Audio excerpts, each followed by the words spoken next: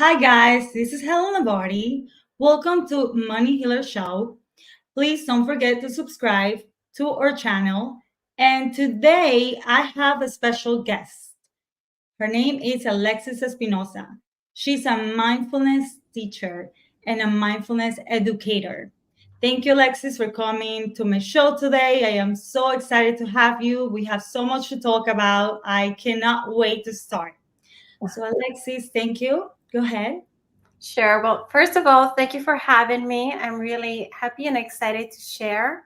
And sure, I know that a little bit about me. I was born in Cajamarca, Peru.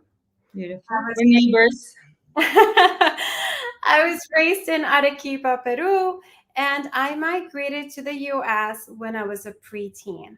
So there was a lot of changes for me. When it came to this country, the way that we learned to move up in society was through education. So that was what I focused on. But coincidentally enough, at 19, I was diagnosed with I had breathing problems. I had asthma. So my mom wanted a holistic approach to deal with what I was experiencing. And that's how I came across yoga. At 19, I started taking courses in yoga, and that sort of unraveled my whole story and as to why I'm here. Beautiful. Thank you for sharing with us. And so 19, wow, that's a long time. And so tell me more about that. So you're 19, you're taking yoga classes, and what was at that time your experiencing with mindfulness and in today's society, which is, busy, and never mind back then, right?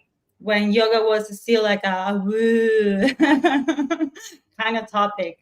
And so what was it for you to be like, this feels right, and this is more than we know, and there's so much more to this? I mean, when I started, I was 19, so I didn't really know what I was walking into. Neither did my mom, because she didn't even speak English, but she was really interested in it. It was a holistic and an organic way to manage stress, and it could help me breathe in a better way, so I didn't have to take all these other medicines. My first impression was, whoa, I am new. What is going on? I was surrounded by a lot of advanced yogis. The teacher that I had was phenomenal, so I'm very grateful for that. But it was a lot. It was a lot for sure. But I loved it. Something about it, I did not have a name for it. It just was a game changer for me. It let me believe that what I was experiencing was not who I was. It was just something that I could learn to manage. And so, I've been doing it for a very long time now, not just the actual yoga practice, but the actual mindset. So that's been very helpful, especially in today's society. We are, on the go all the time. So, yeah. Yes. And so tell me more about how you implement mindfulness and yoga in your teachings. Well, mindfulness. So a little bit more background to me is I have I thrive in academic and structure. When I was approaching yoga and mindfulness right now, it's very big, but I approached it from understanding its many layers. Mm-hmm. And when I was sitting on this information, I said, whoa, this is amazing. Like it's not just a physical practice and yoga philosophy, but mindfulness is actually helping us with our brain function, our nervous function, and our ability to really manage our lives in a more productive way, right? In a more restorative way. And that really revolutionized my life. So when people ask me, hey, why are you in this field now? I said, well, how could I not be? Like, there's so much good that can come from this practice. So yeah, it's a short practice, doesn't have to be long. Right. And so how are you helping families? Because I know, as a matter of fact, that you are a family mindfulness and yoga practitioner, amongst Reiki and amongst many other hats that you wear.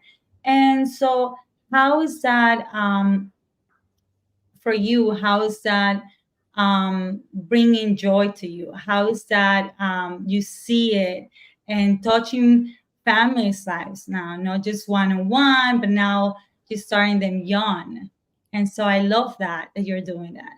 How- I absolutely love it. It's a passion of mine. I started working with youth back in 2006, and the seed was planted there for me. I knew in one way or another I was going to work with youth. Back then, I was doing research and data analyst, but I wanted to work in a deeper way. Back when I was in 2015, I had my daughter and I wanted her to practice yoga with her, but I wasn't finding the right fit, the right practice.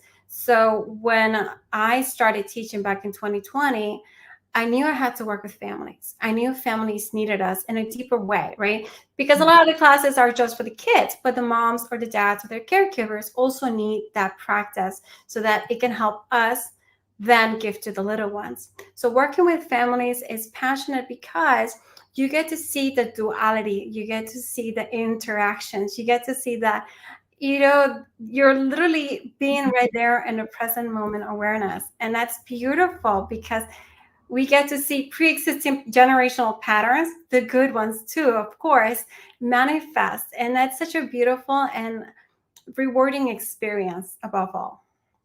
And so give me perhaps a example, a little one, doesn't have to be a long one, of a big change that you saw in one of your students, perhaps, and you were like, wow, um, no, I did this, but wow, this is working. I see it.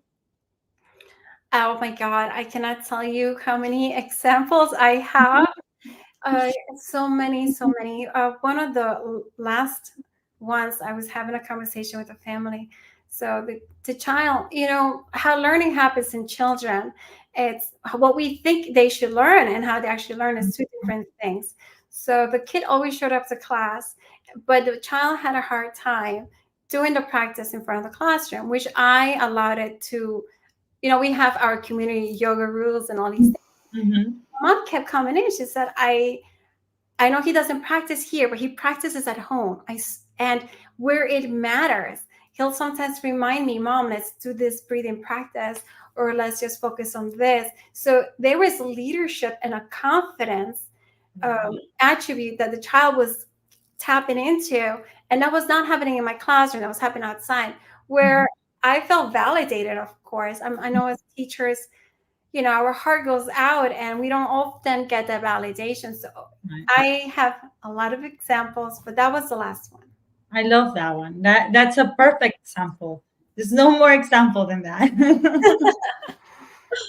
And so tell me a little bit more about how can someone that has maybe a busy schedule and that it's always on the go and that hears about all this mindfulness stuff and it's like, oh my God, if I see these one more time, mindfulness, mindfulness, I'm on the go. How can I even have 5 minutes to breathe? Oh, of course. Someone like that, that just, because it is a mindset, right? It is a mindset and it's not going to be once and then you get all the benefits. It's a practice, as you explained. So for those people that are just starting to tap in and have no clue where to start, and we want to help them to get there, to see that little light. And so what can you tell them where to start? Okay. First of all, I hear you.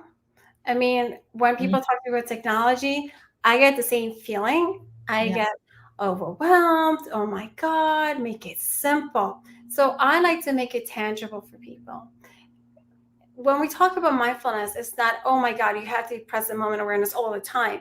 It's just take a minute, connect to the breath. Now, it's not about, there's no right or wrong way to breathe. Just tap into what we're breathing in, how we're breathing out, and have a pause. That's all. Pause. Plus. Pause. For some of us, it can be a breath work. Some of us could just be a change of scenery. It could be being around nature for a little bit, right? I've heard this personally with my some of the families I work. I cannot sit down and meditate with my kids. What are you talking about? And I get it, right? Because it what meditation, mindfulness, what it is, it's a focus to the present moment, and it can happen if you like doing arts and crafts, it can happen through that. It can happen to art. It could happen to something that just brings us to the now, into the focus, present moment. So, Moment. I love what you're saying, and I love that, and I love how devoted you are to serve your community, and how devoted you are to bring mindfulness into families. So for that, I truly, truly believe in everything that you're doing. I am fascinated with everything that you have accomplished. And what are your projects in the long, maybe no years from now, but what are your little projects that you have going on? And I don't mean little because they're little, but meaning because they're starting always somewhere, right? You start with a little concept, right? With a concept, and then you develop it into something. So, what is something that right now you are developing so people can know more about what you're doing? I'm developing a mindfulness school for children. Beautiful. So the currently I'm actually a homeschooler. So I've been teaching kids and I've been working with kids for a very long time. Mhm. And I want the foundation of such school to be where we are understanding not just what the senses are telling us, but where we can be emotionally intelligent. So that when we create communities, we're leading from a place of compassion, a place of love, not just for our communities, but for ourselves. And I think that could be a game changer for our society, especially where we're headed. I believe in hope, and I think such school can get us there. But I'm also working on other projects more Right. like on a short-term goal, which is providing resources to families, workshops and trainings. But yes, my long-term goal, little, definitely is that school. Okay, so you are working into providing resources for families to have access to mindfulness skills and material as well, right? That's who you. Okay, and so perhaps, right? Do you find yourself many times with a challenge that maybe the parents are not so open, or they go there a little skeptical, right? Because all these sounds beautiful because it is beautiful, but as we said, right, you told me some parents will be like, I don't have 5 minutes to sit down with, they're overwhelmed with work. And I get it, we all have been there. You come from work and you just want to kick the dog. I said want to kick the dog, and I didn't even have a dog. I know. Make up a dog to kick the dog. Sure. Right? And so, um, how do you manage that? How do you, because that is a challenge, right? On your end, it can be a little challenge because there's a little resistance. And so, how do you handle that? Sure, that's a great question. I think a lot of times that we have resistance is because we are often ignoring what's happening within us.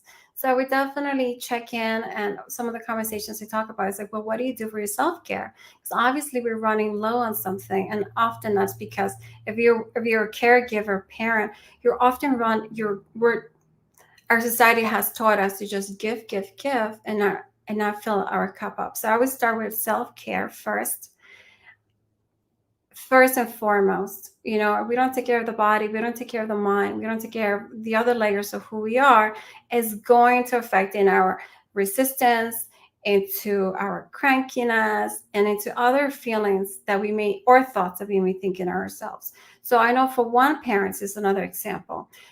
She was just watching. She didn't want to be part of the family class. I have kids only and adults only. So she was Mhm. just watching her child practice, and at the end of the class, she tells me, I never thought about that. I never thought I could just be a minute of breath work. And I was doing it when you were doing it. And she says, I actually felt calmer. Right. So I told her the goal is not to always be calm. We're humans. We're going to feel all kinds of things. No matter how much you meditate, you will feel upset. But it's just having that tool to pause and give back to yourself, check in.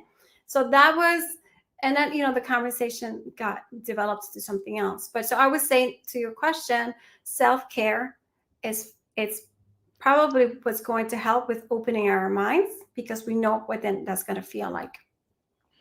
And for someone that doesn't know much about self-care, what would you say is a way of self-care for busy moms, perhaps? They're like self-care. What do you mean with self-care? Because I love this part, right?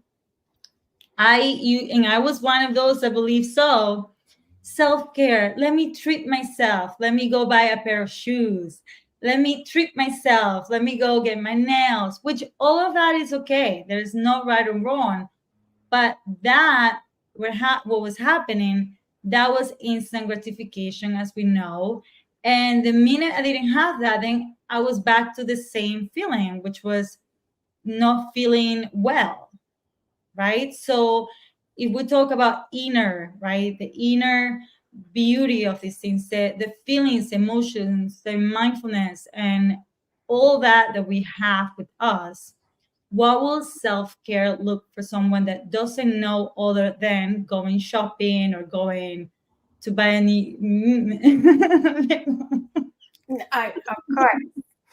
That's a great question again. Self-care rooted in present moment awareness. It doesn't have to be expensive. It doesn't have to be long.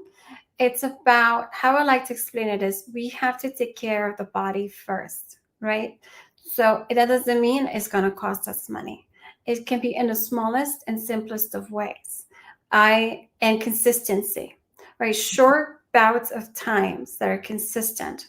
And that actually has a positive impact on the neural pathways in our own brain. So we're trying to rewrite something, breaks Mhm. thought pattern or behavior. We can do it consistent, short periods of time. Some examples, in how my yoga teachers, I'm going to talk about yoga and movement, but a few moments of movement can help us check in ourselves. It can feel good. It can help the lymph node flow. It can help the nervous system in a positive way. It can help the brain system. So you're going to feel good about it. And you do not have to do an hour about it. It doesn't have to be half an hour. If that doesn't work for you and you're more of an artistic person, or you want more music, then those are also great ways to do it. But present moment awareness should be at the root of it.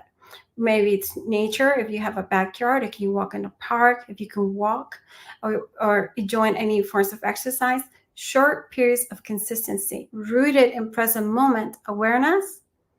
It will have not just physical benefits, it's going to have emotional benefits. It's going to help our mental thought patterns. It will start to trickle. And again, if you're working on something specific, maybe you want to change, this as an example, because a lot of us that are working moms and are not happy because it's very stressful at work, we want to have that clarity. That clarity is going to come through these moments, present moment awareness, consistent present moment awareness techniques. If you want to do yoga, you want to do anything of these things, that is going to help with mental clarity, because we're helping the brain function a little better, right? Beautiful. I love what you're saying. And I'm going to add to what you just said. Yeah. You are so great at putting content about yoga and about mindfulness every day. Or for the most part, I'm not really sure every day. I don't want to say that. And then you're like, oh no, every day. But for the most part, you can always go back and see your content. And if you don't know where to start, the videos that you have and how you teach them little by little are a great place to start as well, if you want to start your mindfulness journey or your self-care journey as well. Oh yes, actually, because I at the heart, I am an educator, but I'm advocating as well for present moment awareness, self-awareness. So I want to make my for advice be a source of resources. So if you ever want to check out family yoga rooted in mindfulness, check out the YouTube channel that I'm building, where I'm going to have 30-minute sequences, and they're there for everyone to practice, right? This is our birthright. Right. We just got a little lost with our society. I get it. We move fast. There's a lot to do, but it doesn't cost much. Doesn't monetary wise to Yeah. practice these practices. practices. And as an entrepreneur, mompreneur, as they call it, what is one challenge that you had go through in the last perhaps year or 2 years as you have been building what you are building now, and so it will flourish into whatever it will flourish. But what are the challenges that you feel as a business owner that you have encountered? Sure. I mean, the top three that come to my mind are boundaries, right? Boundaries. I think from my own personal journey with motherhood, I did not know what motherhood should look like. I just thought it was give, give, give, give, give. And if you don't give, you have mom guilt, right? So then I Right. understood boundaries, self care, how that was going to be helpful. And then understanding that what I was building, it was also for my kids and every other kid out there, which is what we want to do. And then the other boundary was understanding that not every day was going to be perfect, and that I needed to let go of the idea of perfect, that I needed to really look for my inner balance, and that inner balance was going to look very different every day, because the person that I am today is not the person I'm going to be tomorrow for a variety of reasons, and I needed to be okay with that. So that was another one. And the last one was, getting my family on board. That was another one that I really needed to do, because there was resistance, not from a bad place, but when you're doing something new and something different, and especially the work I'm doing is pioneer work. It's going to be resistance, right? There's going to be questions from whether it be my husband, my family, even my own kids. So I needed to, get those three boundaries, understand inner balance, and three, understand that the resistance didn't come from a bad place, but that I just needed to get them on board. And so, you know, Beautiful. Beautiful. I love everything. I mean, you're sharing so much good information for all the moms and every entrepreneur. And you wear a lot of hats as a business owner, and then you add the fact that you are the queen, right? And we call it the queen, and obviously you have your king, but you're running an empire, mm, and your empire, it's your home, and then you're running a business, and then you're running a community, mm, and that's a lot. And so how do you fill your cup, right? yeah, you know, sometimes when I'm doing my content, you'll hear my kids in the background, and how I fill up my cup. I have every day. I have my non-negotiable time. It doesn't, and the kids at first, again, going back to the resistance, my Mhm. household was like, what do you mean I have no access to you for the next 15 minutes? And I said, you will be okay. So even if they're allowed, even if whatever's going on, I will close my door and I will do what I need to do. Sometimes it's meditation, sometimes it's yoga, sometimes it's running, sometimes it's journaling, sometimes it's calling a friend, but it's my non-negotiable time. And I set my own fun, loving goals, right? Because I do all those things, but at the end of the route, it's also me that loves to do other things. And so I set reasonable goals, right? Because I can't just, for example, I love running marathons. I can't say, I'm going to go run next month, but I can say, you know what, next year that would be nice. Those are my feel good goals. But I would say I have my non negotiable time. It took some time, but we're there. Right. And I have talked to many moms. I talked to a lot of moms, and that it's one, and I will say could be a little cultural, and sometimes no. I feel like it's just in general, but a lot of resistance I'll find it with or culture, where it's like, right, you never heard of grandma saying, "I need my time." Right. Right? You never heard of such a thing, or, oh, I need to meditate, or whatever, right? And so then you grow up believing that if you have these needs, because these are needs, these are real needs in today's society, as a business owner, as a businesswoman, as a mom, and with all the demands of today's society, that we do need those non-negotiables. So we need all of those things. And so you as a mom, I'm not a mom yet, and you as a mom saying, no, I do have my non-negotiables, I do have my boundaries. I will find resistance because it is normal, but it doesn't matter. I will reinforce those boundaries that said, I'm doing this for me, so then I can give from a loving place, Mm-hmm. right? Yeah. And no giving out of, oh, you're annoying me. Right? Absolutely. I mean, the culture component, it's I know for our, I'm coming from a Latino culture, Peruvian culture. It's it's very, there's that gender component to it. Mhm. There is that pride, right? I Mhm. resistance was really big on both sides of my family. Well, now they're proud, but there was some work there, some validation, right? So, for example, maybe an example, right? Let's say my mom wanted to be a fashionista, and she didn't because she became a mom. So now her daughter's doing something that could be validating. So there are these generational patterns that are referred to a lot. Generalization, and I don't want to generalize it, but No. these patterns can get really in our way. And then we can think that that's our belief system, and we can let that keep us from doing things, right? That's Yeah. I see it often. So I know that I also work with communities that are also challenging those patterns, which is beautiful. But it's Right. easy. Right. But you see that resistance, right? Oh, Like I remember saying something like, okay, like you're not happy with this, so then do that, and it will be, but the child, but the children.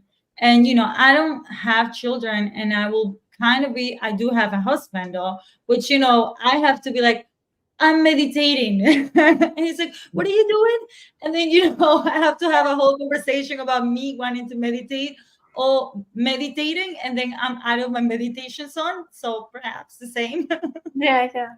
Right. So, I saw that resistance, that it was always like, well, it's because you don't have children kind of conversation, right? And it was like, okay, I backed down a little bit, right? I kind of like, okay, I can't push that because, true, matter of fact, I don't have children, and I understand that part. But I do know, when I talk to women that are into mindfulness and understand that other part of how important it is to give from a full cup and not an empty cup. Because we've all been there, whether it was to your family, to or relationships in general, right? We're not told that it's a sign of weakness sometimes. Of course. I don't, I teach adults and children, and the gender component of it, it's whether you have children or you don't have children, Mhm. especially when you're in certain cultures where there's expectations of us. I think the expectation, and whether you have by or don't, there's still like that expectation that we're supposed to nurture and mother and just give without receiving anything in return. And that's true, right? And I think it's an important point that you're making. And that's why I always say, hey, also adults and children, because we don't understand it, that we've been conditioned, especially as women, to give, right? Yeah. To just always give. And we shouldn't really question it. And our personal goals, professional goals. There's so much wording and so many things that we say to one another. And oftentimes it's not very supportive, right? It's not very appreciative. It's not very uplifting. So I Correct. know there's a lot of work to do, but the Yeah. fact that we're here and we're having this conversation, so anyone that's listening to it, if this resonates with you, know that you're not alone, and find a supportive group. Yes, that's so important. I have seen that you found a supportive group as well, where other moms, right, like-minded, that are interested in what you're doing. You have your group of running ladies as well, right? Yeah, so I have a group of running ladies. I've been running. Actually, it was interesting because when I first, yeah, I've been running since I was a teen. I'm very athletic. But why I loved this running group was because they were, they understood that it wasn't about training to the point where you hurt yourself. It was about training to nourish yourself, showing up so that you feel good about it. And through that body awareness, we could actually also take care of ourselves, right? Sometimes we don't understand it. Like we are out there giving to others because we think we need to give to others. Yeah. So we may not be understanding, we may be pushing our bodies as well. And we may be ignoring all the signs that our bodies are telling us, hey, that hurts us. You shouldn't push hard. You should actually take care of yourself. And one of those ways could be restoring, right? So, I've been touching many communities. I also touch business communities here in Bayside, Queens, where I am. I also work very closely with the homeschooling community. I'm also providing classes, being building there. So I'm a community builder. I like joining communities. That's part of what I do because we need all the support, especially Right. if we're right now resisting certain stereotypes. We need to come together. Yes, I love what you're doing. I love that you're building community. And I'm looking forward to see more of what you are building, that big community. And on my last perhaps question, I would say, maybe it's the last last question. What do you see as a common denominator in these communities that you're building? And as a mom and as a teacher, as an educator, what do you see in common in those communities that you've been part of? Like, what it's a common denominator that you have found to be? I mean, I love this question. I change the common denominator in all the people that I've been talking to, majority of them, of course, is that they're looking for change. Either they're part of the change, they're tapping into change, they're questioning things, and that's beautiful. I know in the homeschooling community, we all have different Mhm. thoughts, but Mhm. it's we want change. And so it's a grassroots movement, right? Then if I'm talking to businesses, all of them are small businesses owners, and they want to pursue it differently in a way that they're nourishing themselves. For those that I've been talking to, if I'm talking, so I'm tapping as what I'm personally listening to, and I think that's wonderful. I think hope, right? I think my message as to all of what I do is hope for tomorrow, and seeing that people are acting on it. It's absolutely marvelous.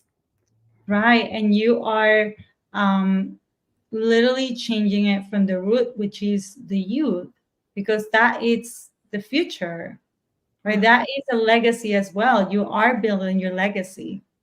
Yes. And on Children. that, right? Go ahead. Go ahead. I know, sorry, I said children are the answer. Yes. And on that legacy that you're building, what will be one of the biggest things that you would like to perhaps your brand or what you're bringing, your brand or what you are building, perhaps? What will be that one thing or a few things that you will want to be known for? Okay. I want us to embrace change, right? Support, because that's the only way for things to go forward, right? We can't be stagnant. So I want everyone that everyone were to hear Fern Vibes to understand that it's the mindfulness, the present moment awareness. It's so that we can be aware of what's happening within us now.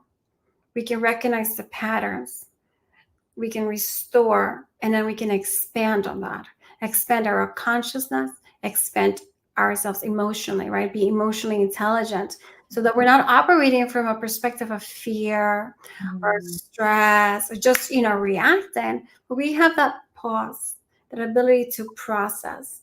And I think that would be a wonderful place for the children, right? And for even us, right? For us to witness that. How beautiful would that be? I love what you're saying. Change. You talk about emotional intelligence, right?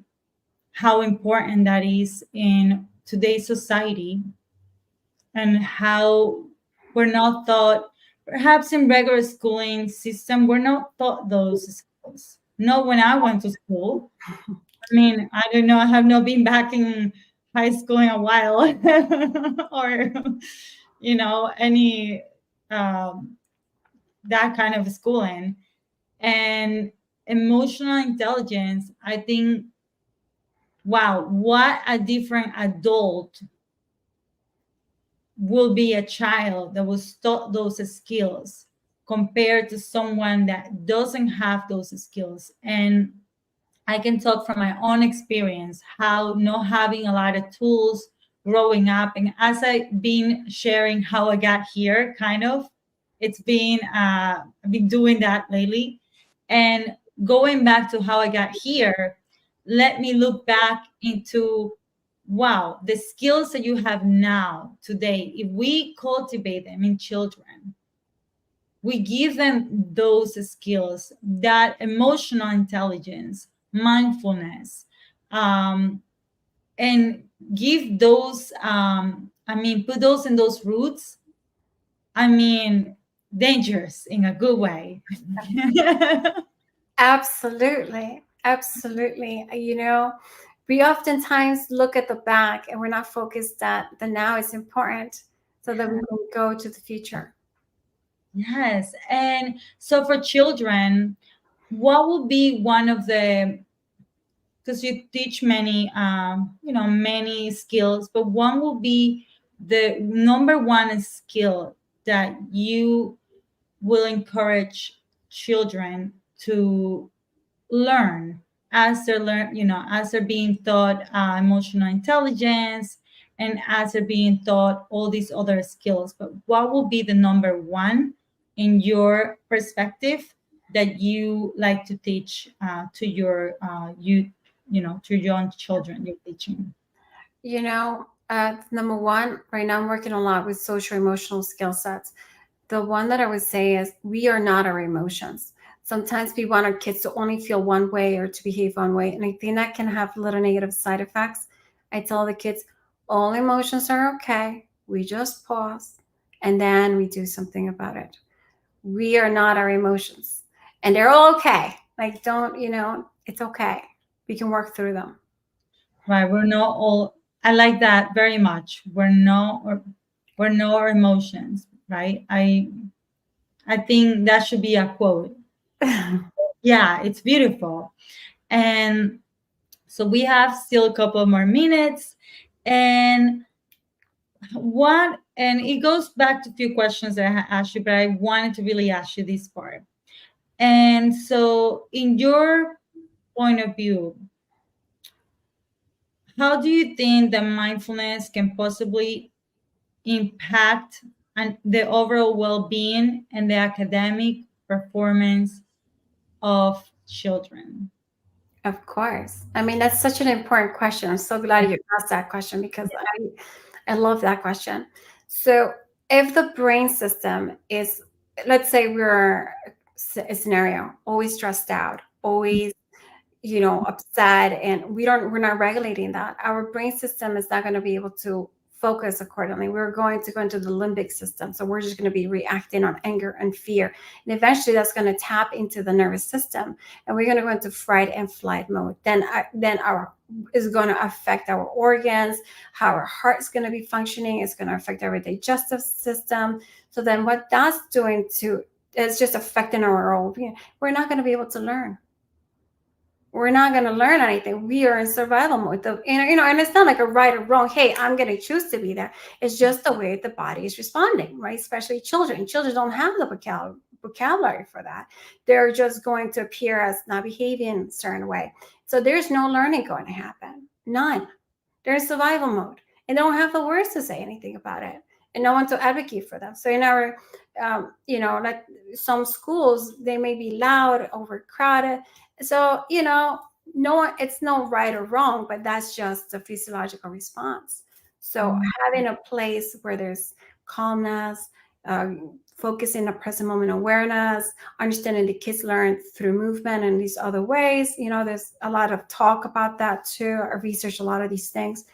So yes, to answer your question, not much learning is going to happen.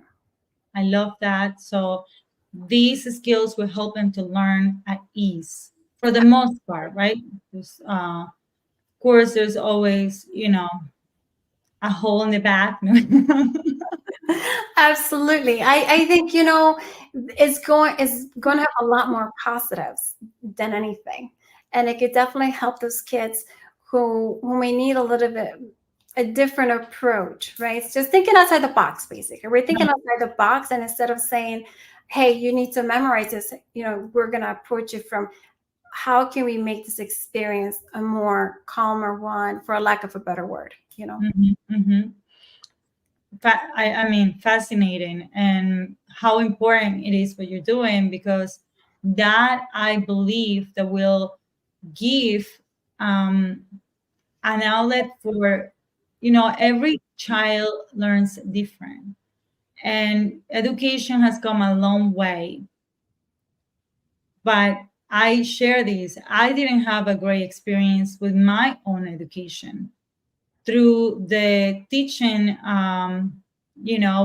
structure, right? And every child learns different. It's just, like you say, the way our brain also works. We don't learn the same way, right? I had to teach myself how I learn, actually, as an adult, to make my life easier, because I had no idea, right? And so when you explain that, it is giving the child a different experience. It is actually making it into an experience. If somebody's visual, right? Or if somebody, it's right, like that, it's so important. Yeah.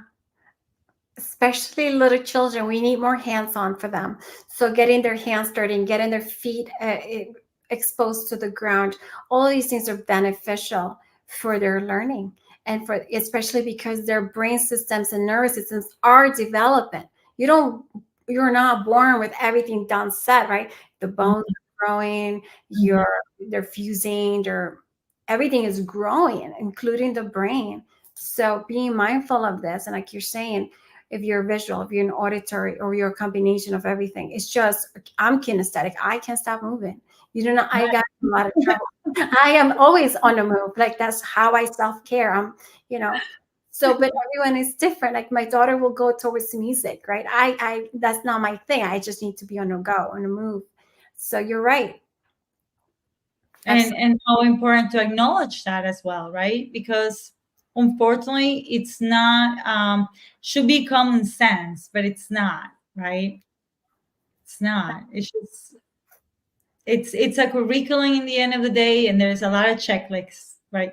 Check, check, check, to check off. And there's a structure, and it's pretty structured for very few people. And we understand why, we get it, but in our hands, it is also to bring the information and to bring the choices for people that want to think outside the box. As you said, it's thinking outside the box. Yeah.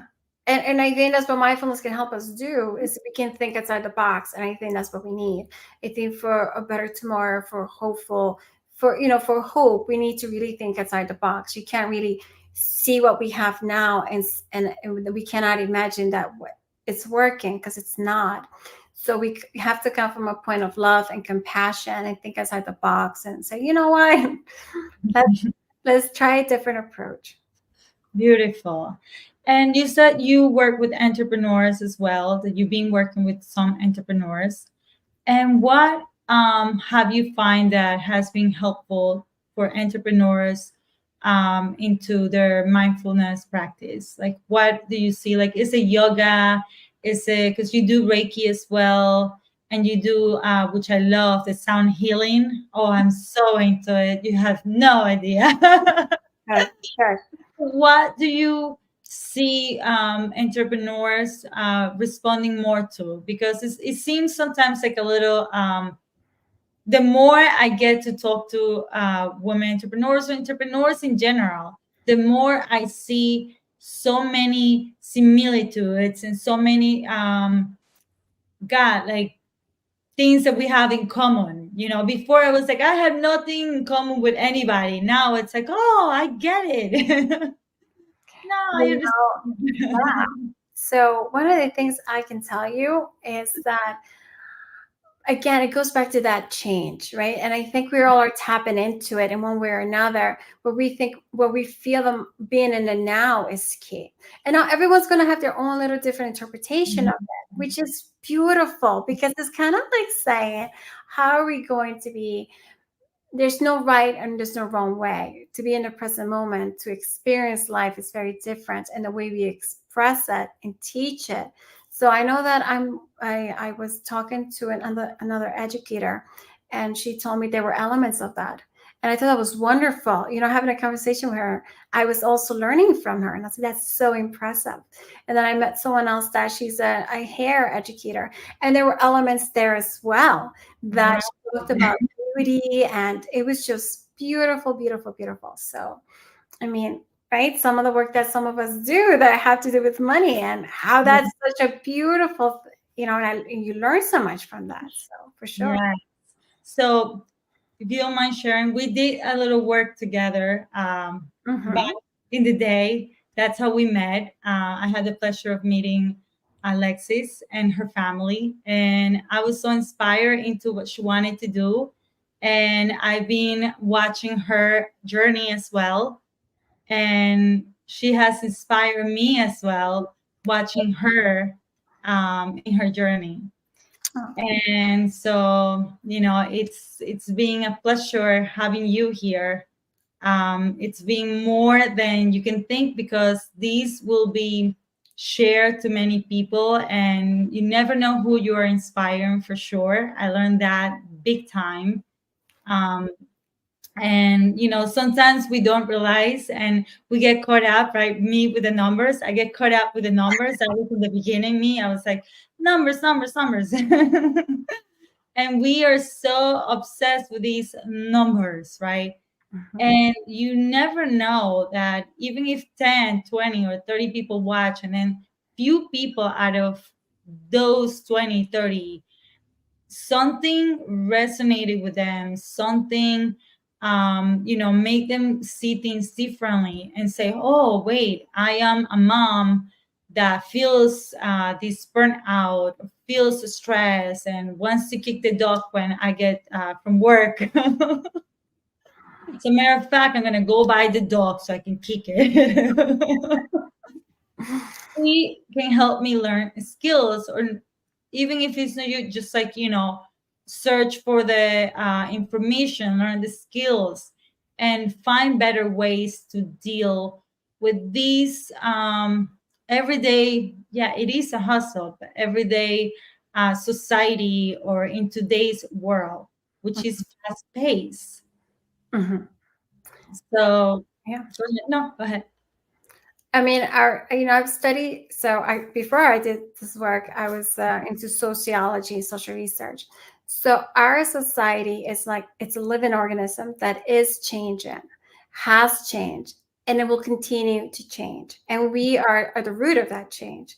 So I operate from a very hopeful perspective. Just as you're saying, we're living in a very fast-paced environment, but at the same time, we have so many mom entrepreneurs, small businesses, and at the forefront, they're talking mindfulness, or they're talking a variation of it. So I see them as seeds, right? So then our society, as it's changing and it's evolving, is going to get to a place where, you know, we'll have different problems, but not hopefully this. Yeah, yeah. And you know what? You touch upon something so beautiful too, that, I would like to add actually, and see if you have seen this too.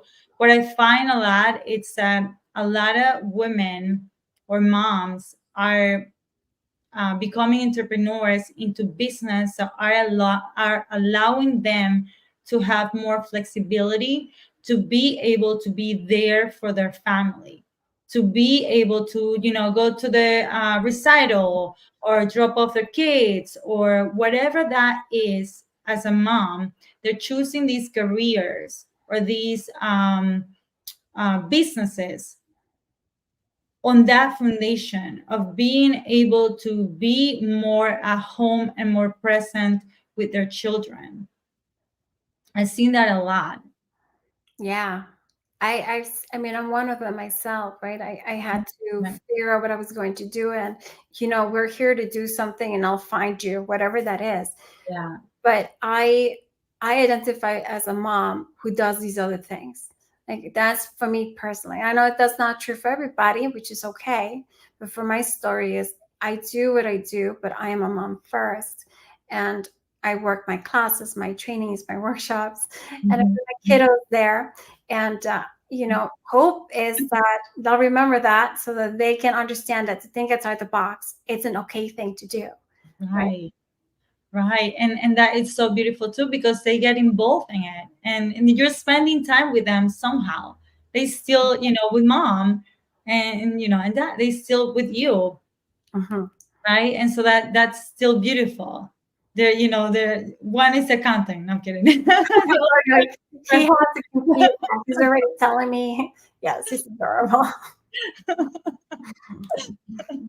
it's adorable, and it is the beauty of being a mom entrepreneur, right? Because that's what they call it, or just an entrepreneur to make your, because I believe, and I don't want to say something out of misinformation, but I saw that a lot, that before it was kind of choosing businesses or jobs that were just providing a living or providing financial security, and regardless if you were going to have time with your family, regardless if you were going to be able to be there for your children, it was like one had to be sacrificed, or you're supposed to do it all, and we both know that one's gonna suffer. Yeah. One's gonna have to suffer, and never mind, it's not that have to suffer, it had happened, we've seen it. All those children raising themselves basically by themselves or with a nanny or whatever, right? Mm-hmm. And mom's busy making money, and so did dad, or if you're a single mom. But now seeing that, like, you're one of those moms, that it's like, no, my children, they do come first. And first meaning like after filling your cup as well, right? Of course, right? My cup gets filled. I do the things that I love, that I'm passionate about, and I get to be there for them. And you're right. And I mean, that's part of change. Part of the workforce. A lot of the workforce are women, and most of us are moms. And having to choose is hard. So I'm glad that we are changing that. Yeah, and I love that. So I thank you so much for accepting my invitation today, Alexis. It has been more amazing than I even thought. You have brought so much light to this conversation. You have brought so much richness into this information, like into this conversation, sorry, and all this information that you have brought as well. So thank you so much for joining me. I appreciate you. And if somebody wants to reach out to you, they can go into your Instagram, right? Which is Firm Vibes. It's firm_vibes. So that's my Instagram. There you're going to have a lot of information. It's an educational purpose page with resources. If you want to directly email, you can. It's alexis@firmvibes.com. So beautiful. Thank you so much. And don't forget to join CafeClub TV. And I see you next week for more beautiful conversations with business owners and everyday business people. This is Helen Lombardi, and this was a Money Healer Show. Bye.